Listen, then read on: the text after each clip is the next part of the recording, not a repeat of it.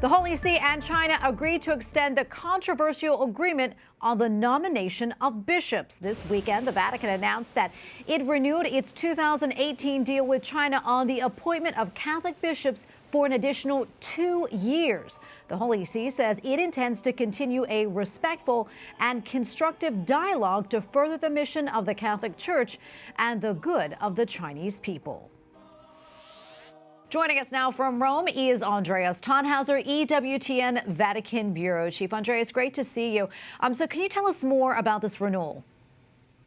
Yeah, thank you, Tracy. The renewal of the provisional agreement between the Vatican and China on the appointment of bishops for another 2 years has not really been a big surprise here. There have been many signs that this would happen. The agreement has been, although very controversial. It seeks to define the relationships between the Church and the People's Republic.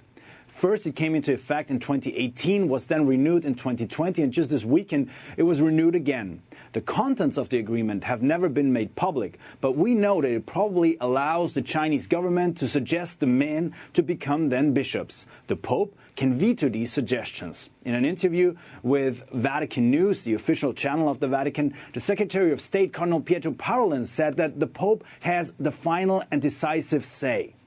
The bishops are now officially in full communion with Rome, and the Pope is explicitly mentioned in the Eucharistic prayer. And this is indeed quite remarkable, Tracy, because before this agreement, there was no official recognition of the Pope as the head of the Chinese Catholic Church. Only the so-called underground church was in communion with the successor of Peter, and in many regions severely persecuted. At the same time, the government appointed bishops of its own, and they were running the so-called official Catholic Church in China. The provisional agreement seeks to allow Catholics to openly confess their faith, including the recognition of the Holy Father as the head of the Church. Andreas, can you talk to us about the controversy surrounding this agreement? So there has also been severe criticism. The most prominent criticism has come from Cardinal Sen, the Bishop Emeritus of Hong Kong. Already in 2018, he voiced his concern about the agreement and tried to convince Pope Francis and the Secretariat of State to distance themselves from the government and the official church in China. The 90-year-old cardinal has been recently arrested in Hong Kong and put on trial for his involvement with the pro-democracy movement in the former British colony.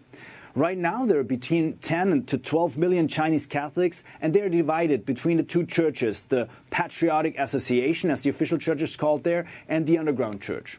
And since the provisional agreement in 2018, there have been no illegitimate ordinations of bishops by the Chinese government. At the same time, only 6 bishops have been appointed, while 40 dioceses remain without a bishop. The topic is complex, Tracy, because the Chinese government is certainly no easy negotiating partner.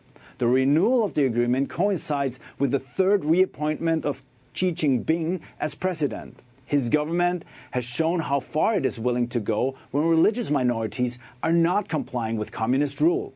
According to the United Nations, more than 1 million of the Muslim Uyghurs have been sent to so-called re-education or concentration camps. And Andreas, before I let you go, something else I want to touch on. I understand that Pope Francis met with the President of France today. What can you tell us about that? Yeah, so this is, of course, completely unrelated to China. But in his third audience with Pope Francis, French President Emmanuel Macron stressed the importance of working together for peace. That was also the reason why he was in Rome, because President Macron was one of the keynote speakers at the Rome-held event Spirit of Assisi. The 3-day conference promotes peace, and this year it focused on the war in Ukraine. Also, Pope Francis, by the way, will participate in this event on its final day, which will be tomorrow. He will lead an interreligious prayer for peace at the Colosseum. EWTN, of course, will also broadcast live from this event. Tracy? Well, Andreas, thank you so much for that report. Appreciate it. Andreas Thonhauser, EWTN Vatican Bureau Chief. Thank you again.